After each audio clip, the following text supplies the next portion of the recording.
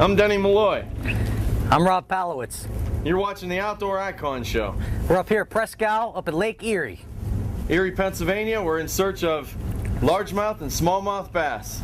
Stay tuned, we got a great show in line for you today.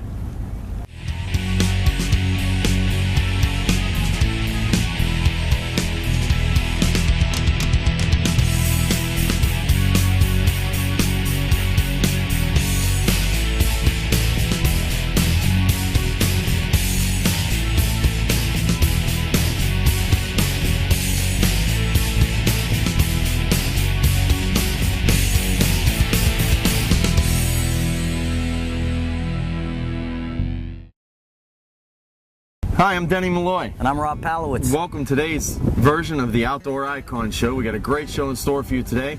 We're up here at Prescow, Erie, Pennsylvania. We fished in Prescow Bay, a little bit on the big water. We're going to show you today how to catch fish on top water early in the morning and how to catch them in 30 foot of water. And Rob, show them what we get out of 30 foot of water up here in Prescow. A little deeper water with a jig tube, you're going to get horses like this. You got to love these big old smallmouth, also call them footballs. That's just obviously a fishing term for us guys that like to come up here and catch them. The big old bronzeback, smallmouth bass. That's what we've been after all day long, and Rob finally landed on one. We're going to show you tips on how to catch them, very easy tips on how to rig your baits, where to go, how to fish the baits, how to tie them, keep them down on the water. Anything you need to know. It's very easy. Anyone watching this is within an hour's drive of Erie, Pennsylvania. It's a nice, easy ride up here. We bought non-resident licenses that are pretty inexpensive, jumped across the border, and you can do this along the Lake Erie, Ohio side also, or even all the way up into Buffalo, New York. You can catch the big bronzebacks like that. Same techniques will work anywhere along the border. It just so happens it's mid-July. When people think it's the dog days of summer, Rob. No way. No way. A lot of hot action here. You can catch fish like this up at Lake Erie pretty much 24/7. Yep. Through the whole summer, spring, fall, there's a lot of hot action up here at Prescow. So if you think all you can do is go in the inland lakes and catch catfish, absolutely wrong. We're going to show you where to go throughout the summer to pick up big old smallmouth like this. Yep, so stay tuned. Watch the Outdoor Icon Show. You'll learn where to go for catching fish like this. Well, that's a heck of a fish, Rob. Hey, thanks, Heck of a fish. Well, we can't wait. Stay tuned.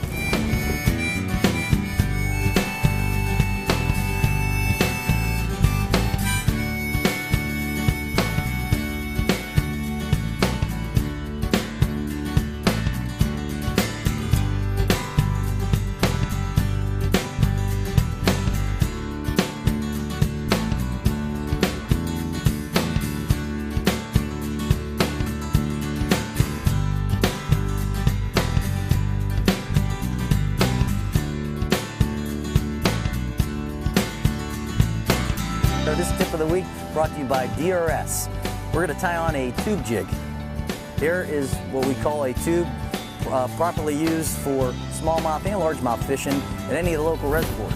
We got fish hopping behind us. It's such hot action out here right now. We have a jig tube. Most cases we usually use this sort of bullet and a nice wide gap here. You just take the tube, put it upside down, you slide it in like this, all the way down to the top. Pull, make sure the tentacles come back out through, and you see that little bump there, you gotta pop that through the soft plastic. You pop that through, like so. Now you have the eyelid showing, and I double the line up into a loop. I'm gonna tie the polymer knot. It's one of my favorite knots, most versatile in all applications. You pull it through the eyelid once, grab both the tag end and the main line, loop around once. Okay, now we're going to take the end of the loop through the inside, okay, almost like a granny knot, right there. Now we're going to take this loop and we're going to take the lure and put it through. All the way through like that. Now, very important in tying knots, you got to moisten the line. Put a little saliva on there, that provides the lubricant for the line to slide. Cinch the knot. There you have it. Always want to clip off the tag end, which you get the handy clippers instead of using your teeth. Save your dental bill. And save that tag. We're going to throw that underneath the hull. And there you go. You got the tube jig application ready to roll. So that's your tip of the week brought to you by DRS.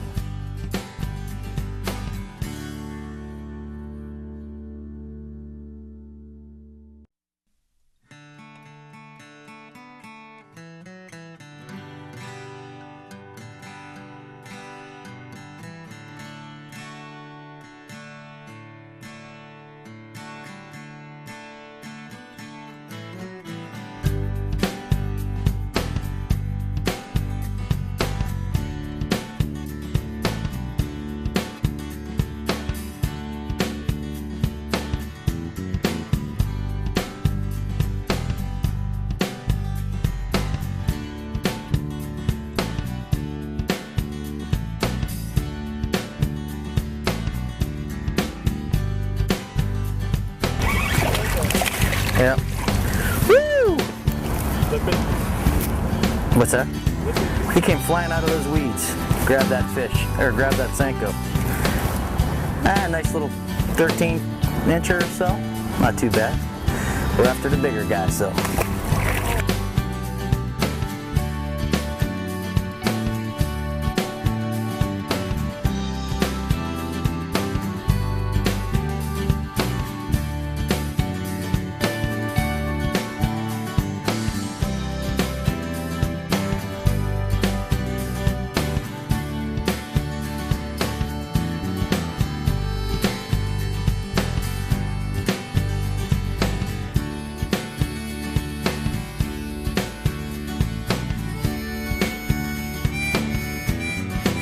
We've got our good friends and pro staffers Rick Otterson and Blake Otterson fishing with us here today. And it's early morning, overcast. We're starting out real close to shore. We put in at the Chestnut Street ramp and we're doing a little topwater action. Early in the morning, the fish are up feeding. When it's overcast, they're not afraid of the lights. They're going to be on top water. And he might. Oh, that's the false alarm. But we're going to start out with some topwater action. We're using a variety of baits. I'm using the topwater plastic. Rob's got the tiny torpedo. Blake and Rick are using a variety of lures, but we're staying topwater for the morning until the sun kind of peeks through the clouds. When that happens, we'll drift out to deeper water, put on the tubes, and go a little deep for smallmouth. The majority of the fish right now are largemouth bass. We're only 100, 150 yards from shore, 8 foot of water. Kind of like fishing like you'd fish a pond or a local lake. Same tactics we used a couple weeks ago at the United Way Bass Classic early in the morning. So we're going to see if we can pick up some largemouth here, move on. I know you're going to enjoy today's show, so stay tuned. You're watching the Outdoor Icon Show. This Outdoor Icon Show factoid is brought to you by First Metropolitan Mortgage. Lake Erie is the 11th largest lake in the world and the 4th largest of the Great Lakes in surface area, but the smallest by volume. Stay tuned, the Outdoor Icon will be right back.